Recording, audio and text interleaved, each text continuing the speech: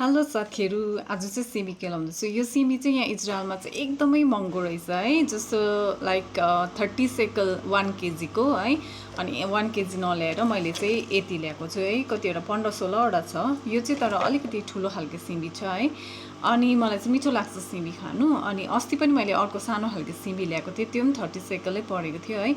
अनि यति ल्याएको छु। यतिको चाहिँ लाइक कति सेकल 7 सेकल पर्यो होला। 7 सेकल लाइक लगभग इन्डियाको 150 जस्तो। अनि 30 सेकल भनेपछि त इन्डियाको लगभग 700 जस्तो पर्छ 1 केजी सिमीलाई होइन।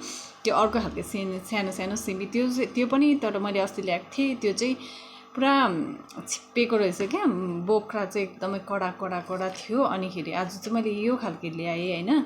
तर अब हामीलाई त हरिपरि खानु मनपर्छ नि त, हामी त उता खाने बानी भएर है। अनि यो ल्याएको तर साह्रै महँगो के। अनि यहाँ फ्रोजन पनि पाउँछ। त्यो फ्रोजन चाहिँ मलाई त्यस्तो मिठो लाग्दैन कि, म फ्रोजन त कहिले खाँदिनँ।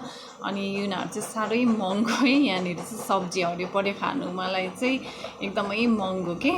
आम्मामा यसो सिमीको है